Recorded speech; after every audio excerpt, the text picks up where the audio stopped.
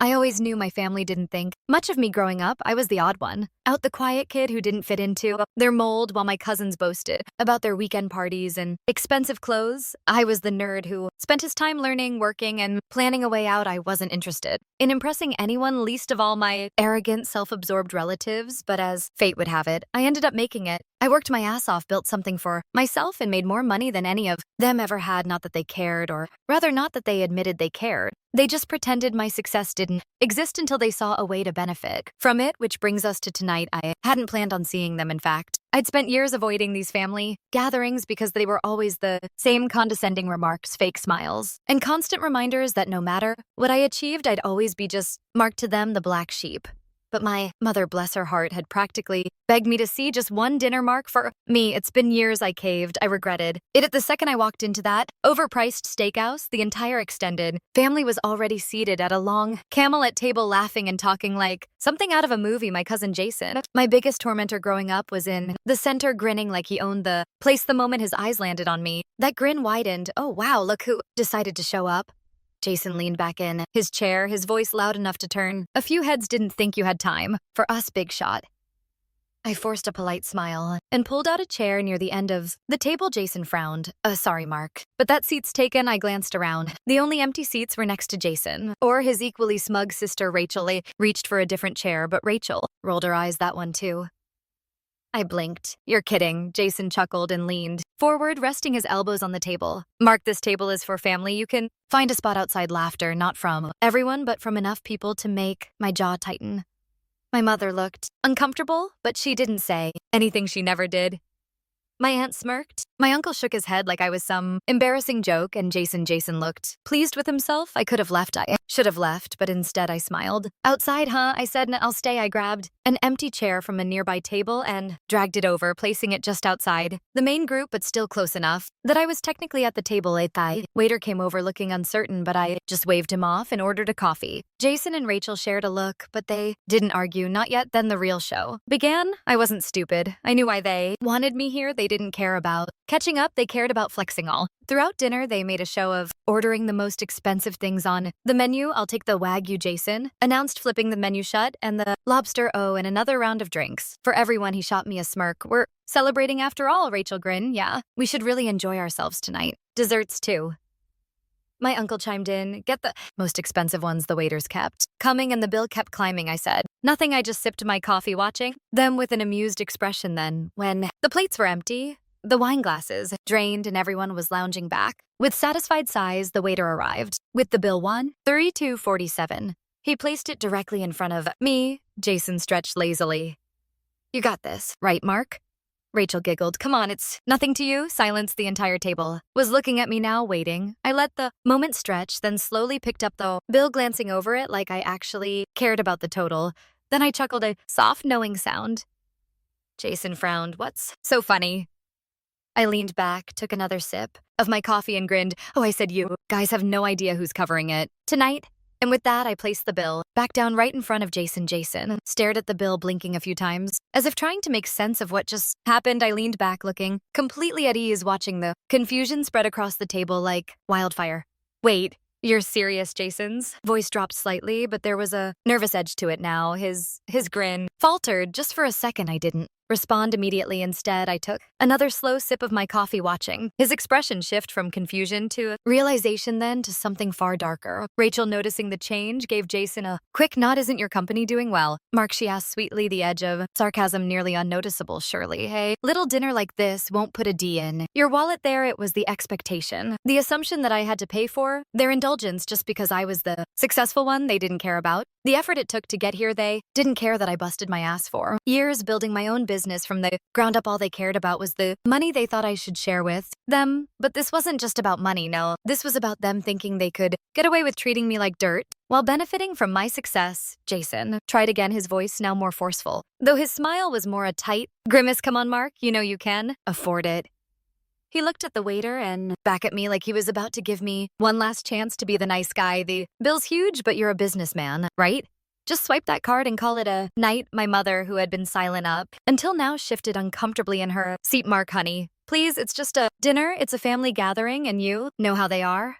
Her voice trailed off, as if she was trying to keep the peace, but I could tell she wasn't entirely on their side. My mother had always been the peacemaker, the one who never wanted to rock the boat, but this time I could feel the frustration bubbling beneath the surface the way she knew I was being taken advantage of, but didn't have the courage to say anything. I set the coffee cup down gently and looked around at the faces staring at me. My uncle, his big belly spilling over the top of his chair, was now leaning forward, his voice gruff. Look, Mark, I don't know what's going on with you, but don't act like we don't. Know your situation you've been making bank for months now. Don't be a child. Pay the bill and let's go home. He was practically demanding it, now his tone cold and calculating the others around. The table nodded, some of them still grinning, others just waiting for me to buckle under the pressure. It was clear that they thought I would cave, that I would just pay to avoid the awkwardness. But I wasn't going to cave, not this time. Not after all these years of being belittled, of being the one they always mocked or ignored when it wasn't convenient for them. And it wasn't just that, no, there was something more satisfying about watching them squirm. Now that they had no idea what was coming, I smiled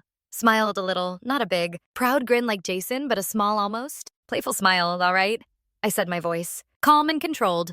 I'll pay the bill. Sabine, see ya. Chorus of relieved sighs echoed around the table, some of them even clapping me on the back like I just want some moral victory, but I wasn't done yet, not by a long shot. Jason's face lit up. See that? Wasn't so hard, was it? He gave a mock salute. Thanks, big shot.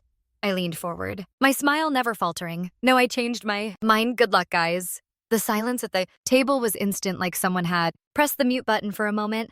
No one moved. No one said a word. Jason's face shifted from confidence to something darker. He opened his mouth to protest, but I was already standing up. Reaching for my jacket, I wasn't going anywhere just yet, but I wanted them to feel the tension rising. By the way, added my voice low, if you don't want to be responsible for this big check, you might want to think about how much you order next time. Jason's eyes were wide, now no longer the confident cousin who always took advantage of me.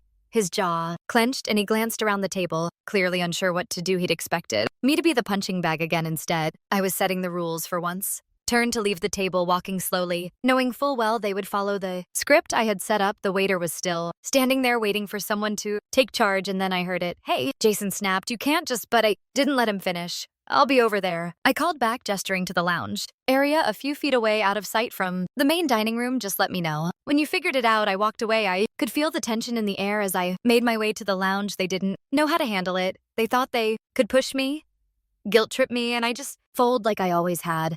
But this time I wasn't going to play their game. The arrogance, the entitlement. They were about to learn a lesson they wouldn't forget anytime soon. As I sank into the plush chair, I glanced back toward the dining area. Jason was standing there now, nervously adjusting his collar, talking in hushed tones with Rachel and my mother. Their voices were barely audible from where I sat, but I could make out a few words. Mark's not going to, he'll pay, right? Don't make him mad. We need him for the bill. Do we have enough? The desperation was obvious. They were trying to figure out who could cover what, calculating how much they could possibly scrape together without actually reaching into their own pockets. They were about to learn that this time I wasn't going to be their backup. Minutes passed. I checked my phone, acting like I didn't have a care in the world, but every few seconds I'd glance over just to catch a glimpse of their panic. The waiter was lingering nearby, probably giving them the side eye, waiting for them to make a decision. The longer this went on, the more obvious it became that they were in over their heads. It wasn't long before Jason made his way over to me, looking as if he just walked into a room filled with hot coals. His face was a mixture of frustration and something close to guilt.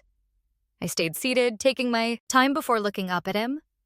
What's up? I asked, keeping my voice casual. He exhaled sharply, trying to hold it together. Mark, this isn't funny. The bill is way higher than we thought. Can you just help us out this time? I mean, we're family, right? I couldn't help but let out a small chuckle.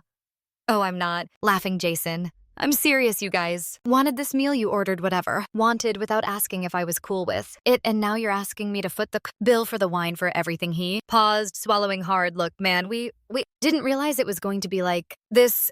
I mean, it's just dinner, right? Can't you just, help out? I leaned back in the chair, letting his words hang in the air for a moment. This was the same tired act they always pulled. No self-awareness, no accountability. They didn't care about me. They just cared about my money. Jason, I'm done playing this game. I said, finally. You're all grown-ups, right? You can afford to pay for your own meals. I'm not your bank on anymore. I don't care if you're my family. That doesn't mean I owe you anything. His expression shifted from desperation to something more defensive. His eyes narrowing. You're going to let us pay for all of this after everything we've done? For you, after all the times we've been there for you, I shot him a flat look. What you mean all the times you've asked me to pay for everything while you sat back and acted like I owed you something. That doesn't count as being there for me. Jason behind him, Rachel and my mother were watching closely, and I could tell they were growing more and more anxious. By the second they knew this wasn't going how they'd planned, I could see the wheels turning in Rachel's head, probably trying to figure out some way to manipulate the situation. My mom, on the other hand, looked more panicked than I'd ever seen her. Well, we can't just leave, can we? Rachel's voice was high-pitched, now cracking with stress. I mean, we're not going to just walk away from a $3,000 bill. That would be insane. Raised an eyebrow. No one's walking away. Rachel, you guys are staying and paying. I'm done with the charade. I don't care. If you're my family, you've been taking advantage of me for years, and I'm done. Jason's face was turning red now, frustration bubbling up to the surface. You can't be serious. You're just going to let us suffer here. We're stuck with the bill, Mark, and you. I'm stuck with the bill. You think I'm the one who made those choices? I interrupt. Said you all decided what you were ordering. You made the choices. Now live with the consequences. Rachel opened her mouth to argue, but my mother cut her off, her voice trembling. Mark, please, this isn't the time for this. We're family, remember? Just help us out. You can afford it. Her words hung in the air like a weight. They knew I could afford it. That's the thing. They knew how much I was making, how successful I'd become, but they never saw that success as something I'd earn. No, they just saw it as an opportunity to mooch off me. I stood up slowly, straightening my jacket. No, I can't afford it, Mom. You can. Jason can, Rachel can, but I'm not covering your mess this time. I turned toward the waiter who had been hovering nearby, clearly aware of what was going on. I caught his eye and gave him a quick nod, signaling that I was done, and just like that I walked toward the exit, not looking back. I heard the murmurs as I stepped out of the lounge and into the cool evening air. I didn't look back. The sound of footsteps following me made my pace slow, but I wasn't about to turn around. They dug their own hole now. It was time to see how deep they'd have to dig to get out of it. It wasn't long before I reached the parking lot, my hands stuffed in my pockets. As I stood there staring at my car, I could hear the clatter of heels approaching, and then Rachel's voice calling my name. Mark. Wait, I didn't respond. My heart rate was steady. I was calm, but I could hear her desperation, how she was trying to pull me back into their drama. I didn't want to play this game anymore, Mark, she called again, her voice shaking. You can't just leave. Please, this is serious. I turned around, cutting her off mid-sentence. You think I don't know what's serious, Rachel? You think I don't know exactly what you're doing? She stopped in her tracks, and for a moment there was silence. The wind rustled through the trees, and I could feel the tension between us. She was struggling to find words, but I wasn't going to let her. Not this time. You've been using me for years, said my voice, quiet but firm every time something comes up. It's Mark. You'll cover this, right? It's never, hey, Mark, how are you? It's always been about what I can do for you.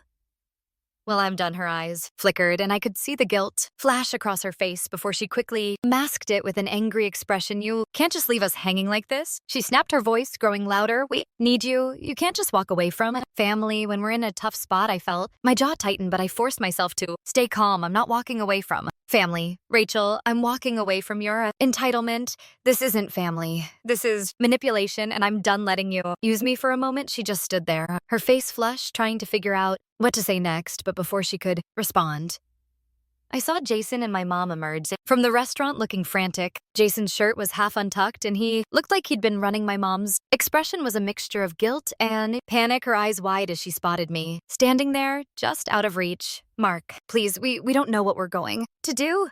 My mom said, her voice cracking. We can't afford this. You're the only one who can help us. Her words hit me, but not in the way she expected. I felt a strange, almost attached satisfaction as I watched their desperation unfold. They had pushed me for so long, and now they were realizing that there was a cost to everything. You think I'm just going to bail you out again? And I asked, my voice more quiet now. You think this is just about money? Well, it's not. This is about respect. This is about recognizing that I've worked my ass off to get where I am, and you can't just keep using me. When things don't go your way, Jason took a step forward, hands held out pleading. Mark, come on, don't do this. We're family. You've got to understand this isn't just about the money. It's about no, Jason. Cut him off, my tone hard. Now it's always been about the money for you. The second you thought I'd pay, you stopped considering me as a person. You saw me as an ATM. I could see Jason's face rend as he struggled for words, his mouth opening and closing like a fish out of water. It was as if he couldn't believe this was happening, like he couldn't comprehend that I wasn't just going to fold under pressure.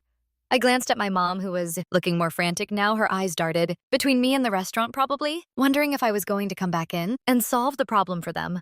But I wasn't. Not this time. You've made your bed. Now you lie in it, I said, turning away. I'm done here before they could say anything else. I opened the door to my car and slid in. I started the engine, the low hum of the car filling the silence. Between us, I could see their figures in my rearview mirror still standing there, frozen in disbelief, but I wasn't about to feel bad for them. They had their chance. They always had their chance. As I drove off, I felt this strange sense of liberation. For once, I wasn't being the Sue. I wasn't the one who was going to get used, and as the restaurant faded into the distance, I knew I had made the right choice. They had pushed too far. Now it was time for them to face the consequences of their actions. I hadn't gotten far when my phone buzzed, and I knew instantly it was them. I didn't bother answering. Let them call, let them text. I wasn't picking up anymore, but of course they didn't give up. They didn't just let it go. By the time I reached home, there were 6 missed calls from my mom, from Jason, and in a text from Rachel that read, "Mark, we're really sorry. Please come back, we'll pay you back. Please don't leave us like this." I stared at the text for a long moment, my fingers hovering over the keyboard, but I didn't reply. I didn't need to. They had no idea just how badly they'd miscalculated. I tossed my phone on the couch and grabbed a beer from the fridge. It was quiet in my apartment. I could hear the faint sound of traffic outside, the soft hum of the refrigerator, and nothing else. The silence felt so much better than the chaos I just walked away from. But as the minutes passed, I started to feel this odd mix of satisfaction and something else, relief. Maybe it wasn't about the money anymore. It was about finally standing up for myself, something I'd never truly done with him. Just then, I heard the sound of my phone buzzing. Again, I glanced over. It was another text from Rachel. This time it was short and to the point. "We can't pay the bill. It's $33,000. Please help." That was it. I stared at the message for a long time. It felt almost unreal. $3,000, the same amount they'd casually dropped on me earlier, thinking it was no big deal. I thought about how they had expected me to cover it all, how they had planned their night around me picking up the check like it was nothing. I didn't feel sorry for them, not at all. I sat back down on the couch, cracking open the beer, and watched the screen, waiting for the inevitable calls to follow. It was like clockwork. Not even 5 minutes later, the phone buzzed again, this time with a call from Jason. I picked it up. "Mark," he started, his voice thick with frustration. "Look, we get it, you're mad, but we need your help. We can't cover this. You have to help us." I could hear the desperation in his voice, the panic. It almost made me smile, but I held it in. "Jason, I already told you," I said, my voice. "Even you need to figure this out yourselves. You've got yourselves into this mess. It's not my problem. But Mark, you don't understand. This is family." Jason snapped, his words rushing together. "You're just going to leave us to deal with this on our own after everything? We've been through everything we've been through," I repeated, incredulous. "You mean the years of you all treating me like an ATM, the endless request for help that always came with strings attached? That's what you mean?" There was a pause on the other end, then a long sigh. "I didn't mean it like that, Mark. Please, we're not using you. We just need help. Help." Said, "What been giving you isn't help, Jason. It's enabling, and you know what? You'll figure it out. You're grown adults. If I keep bailing you out, you'll never learn." The silence that followed was heavy. He didn't argue anymore. I knew he understood what I was saying, even if he didn't want to admit it.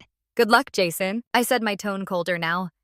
"You need it." I hung up before he could say anything else. The rest of the night passed. Quietly, I enjoyed my beer, put on a movie, and let everything unfold. Sure enough, I got one last text from my mom reading, "Mark, please, if you're still upset, we'll make it up to you.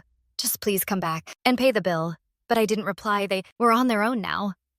The next day, I learned they hadn't been able to pay the bill and had to make some embarrassing calls to their own friends for help. Heard they even had to take out a loan to cover part of it. The worst part, the manager of the restaurant had called them out for trying to play the family card and using people to cover their irresponsible spending. They were humiliated, and me, I didn't feel an ounce of guilt. In the end, the real payoff wasn't the money or the satisfaction of watching them struggle. It was the fact that for once I had taken control. I had finally drawn the line, and that was worth way more than any meal I could have paid for. I wasn't going to be their fool anymore. I had learned the hard way that sometimes the best way to love family was to let them stand on their own 2 feet, even if it meant they'd fall flat. I'd done my part. Now it was their turn to figure it out.